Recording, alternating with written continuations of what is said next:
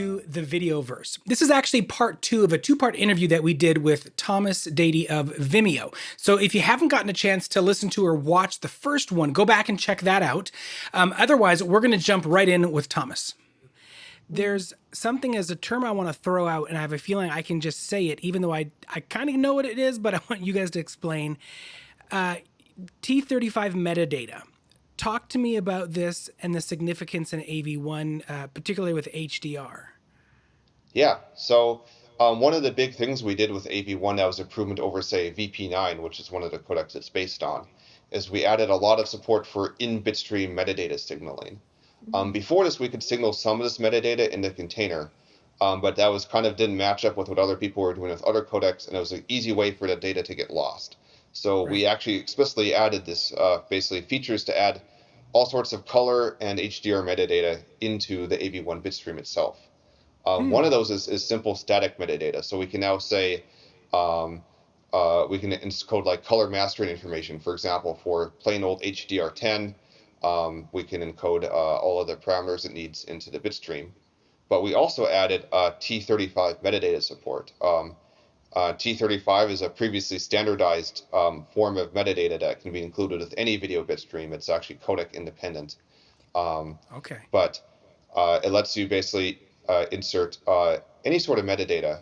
But one very relevant piece of metadata that you can insert is dynamic HDR metadata. And there's a couple of different standards for this. One, for example, is HDR10+, which adds extra T35 messages along with frames. There's actually a standard for implementing this with AV1. If you search for the HDR10+ AV1 spec, you can find it.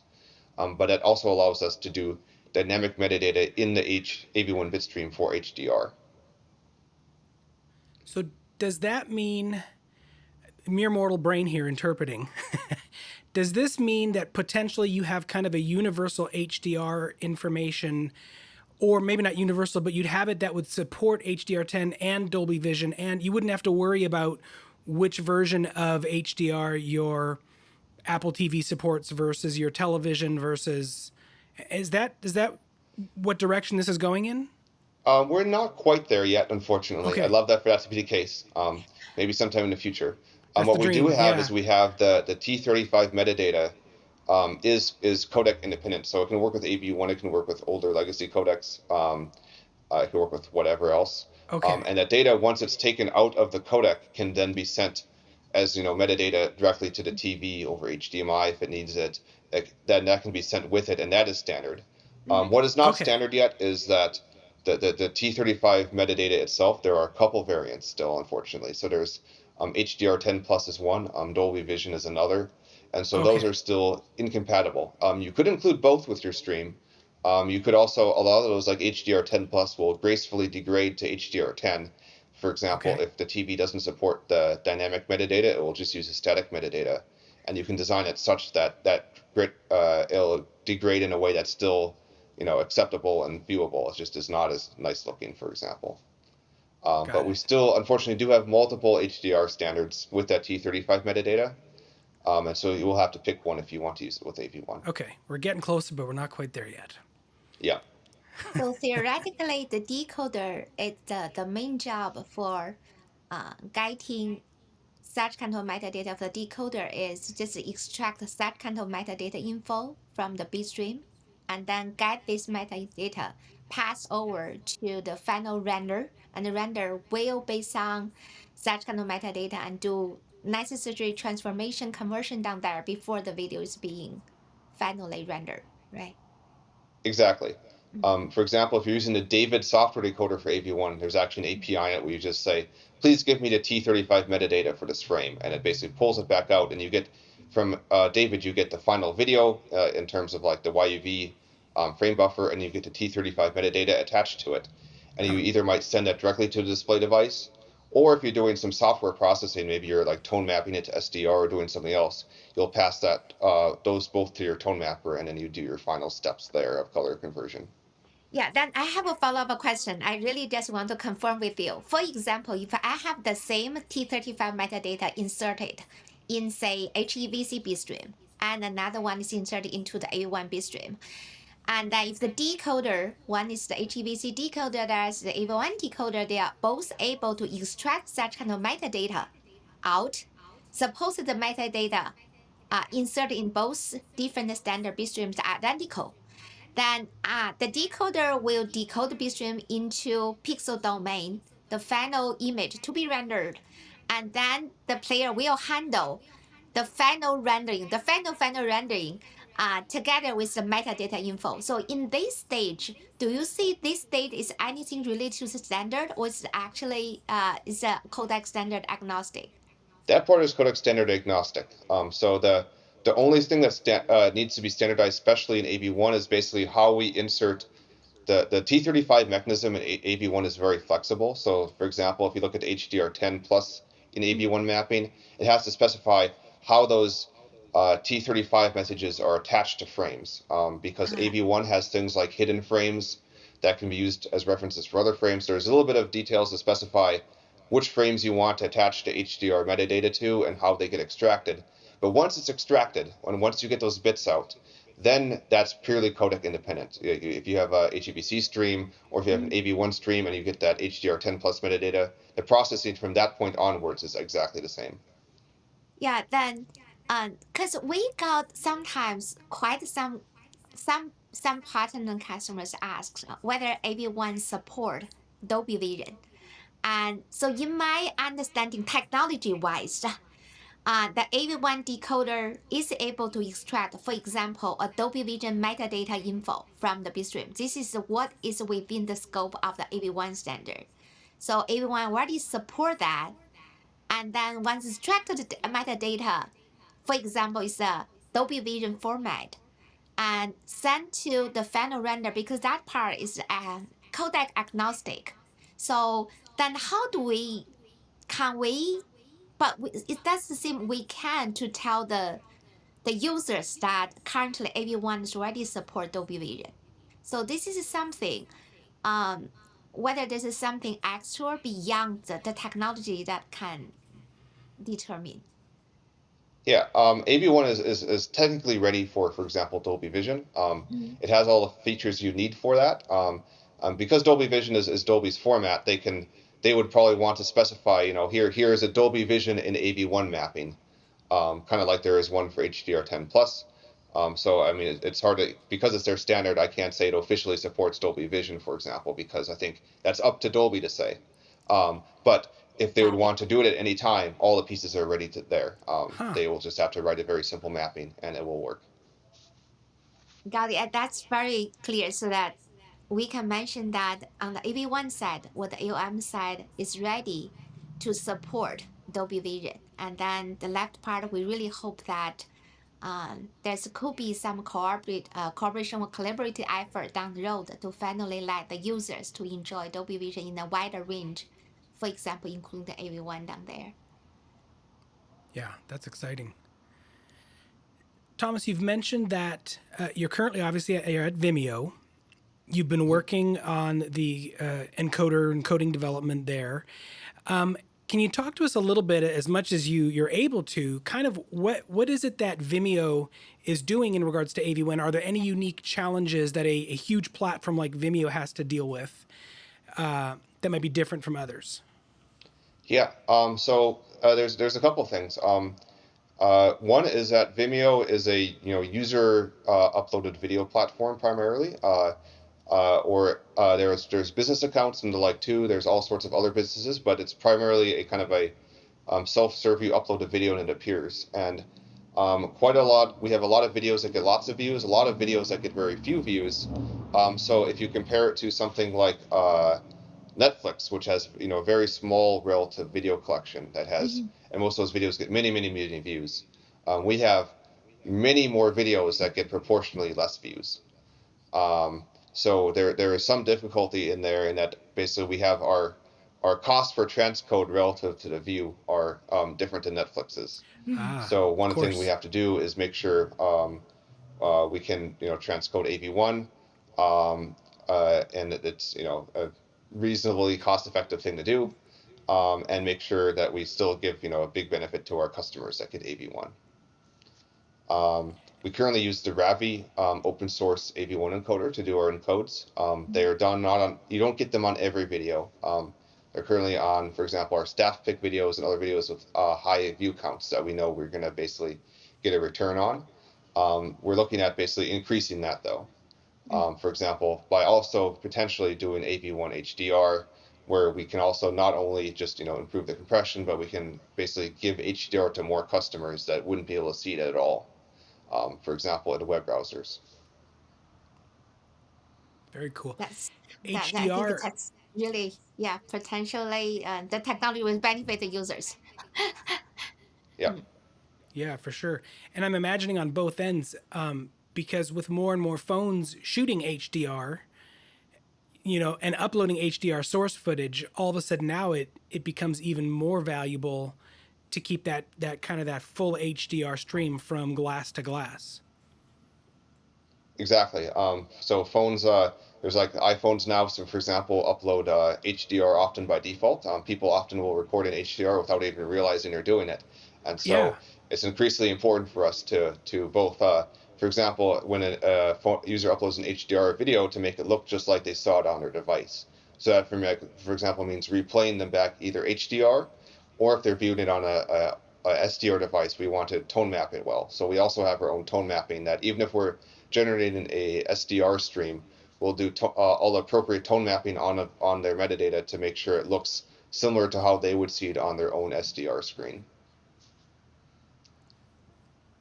Very cool.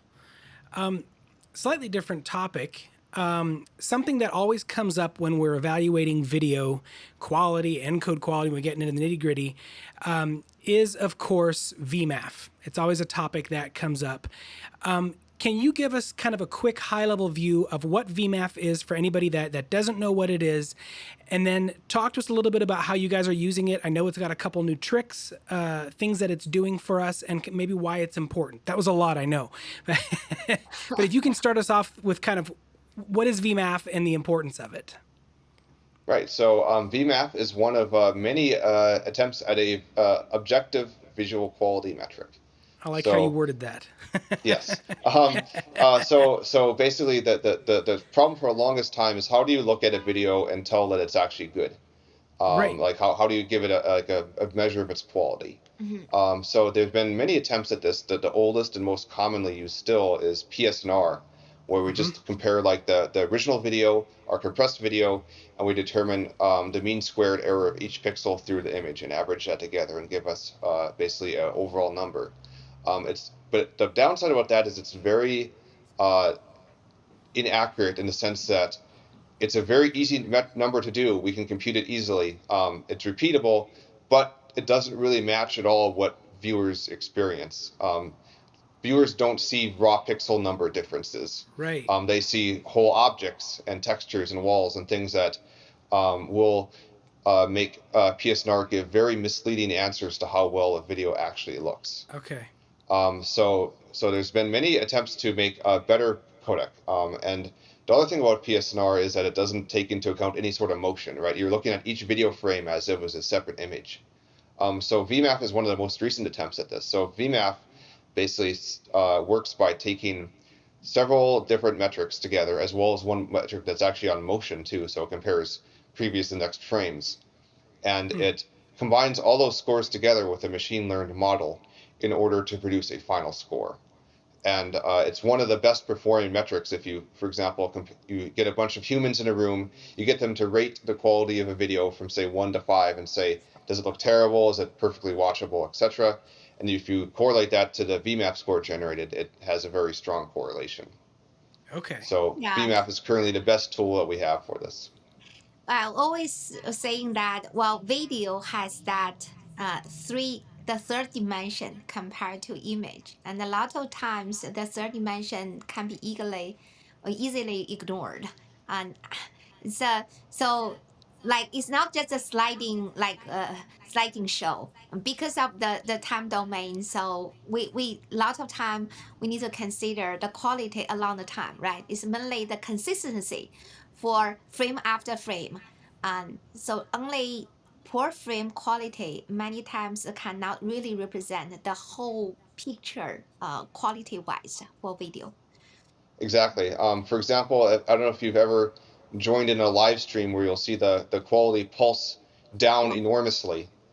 Yes. But what happens is that, if, for example, if you have a fixed bit rate and you send a keyframe or an iframe, it has to send a lot. There's no prediction available, so it's much harder for it to compress it, but it still has to fit in the same number of bits as the previous frames. You'll see this awful quality pulsing. So quality drops and then comes back, and then drops and comes back. And PSNR sees that a little bit. But it's a much more offensive visual issue that you see it pulsing, Yeah. that like PSNR just can't see. But VMAF can see that because it compares previous frames to next frames. The motion metric inside VMAP is still very simple.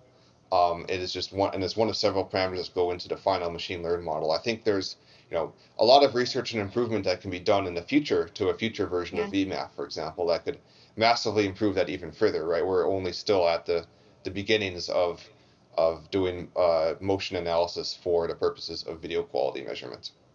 Yeah, because for example, you love I know Tom's you love from what you also said that you love contribution to the open source community, and now we also have lib VMAF that's also open source.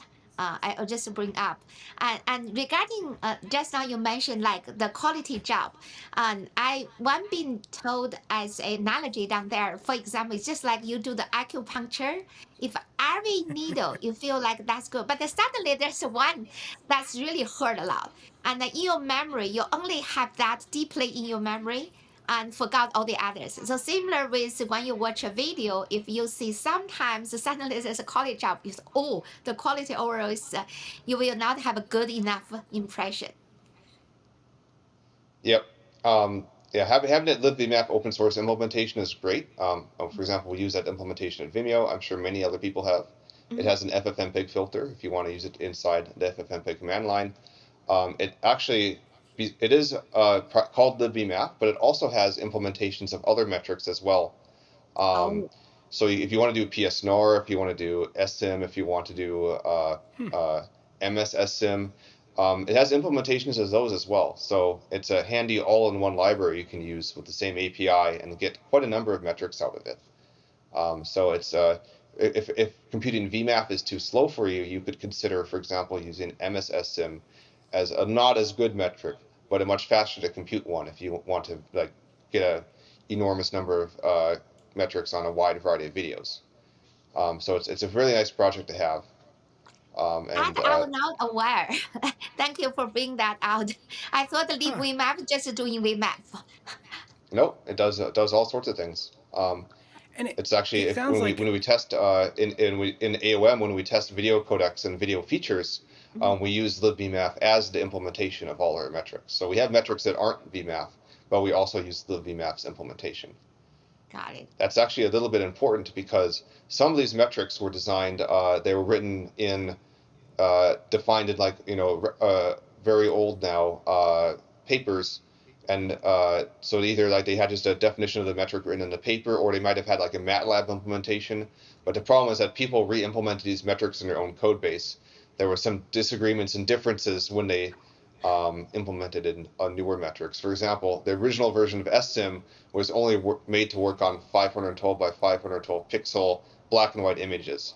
And so when people adapted it to bigger images and color images, they decided to do slightly different things. And so if you use a different implementation of a metric, especially for the older ones that were less well defined, you might get different numbers. And so having everyone use the same reference implementation avoids that issue because we know that it's always going to be libvmap's implementation when we compare tools. Got it. Thank you for this kind of, uh, like Nathan said, very yeah, I interesting. do learn. It sounds like VMAF is before this conversation. I just kind of thought VMAF was kind of a standard static thing. But it sounds like it's very dynamic. It's growing, they're developing, it's changing. It's much like AV1, people are contributing to it now. That it's constantly changing to adapt to all of our new Exactly. standards. Is that fair to assume? And Yep, and when I say VMAF, there's actually inside VMAF there are multiple machine learned models you can pick. When people just say VMAF without a qualifier, there's like a particular machine learned model, the VMAF 0.6.1 model, that they're usually referring to. But there's been actually several improvements since then. Since the very first model that was made, people figured out you could actually cheat VMAF. You could do some operations like sharpen your picture and do some other simple operations that made your VMAF score go up, but they didn't actually make the video look better in any way, which is an indication that like the VMAF, like when they initially trained it, they didn't train it on a big enough set that included these sort of distortions. So they actually retrained it and they made a model called VMAF neg, and that with additional distortions included in the training model, and that avoided a lot of these initial basically blind spots to the model where you could cheat it in ways that clearly didn't correspond with real video and real user experiences. There's a hack, actually they'll find it, right? Yeah, and that's not a VMAF specific problem.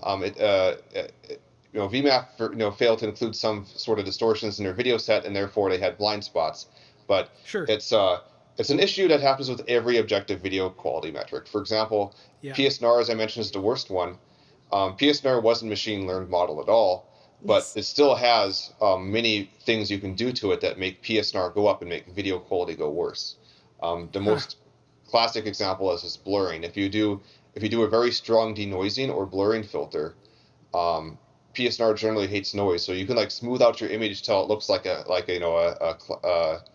abstract painting, and PSNR will tell you it looks awesome as a result, but it will actually look terrible. Or I mean, if you really like the abstract painting look, it can look good, I guess. But, yeah, sure. If you're going for that look.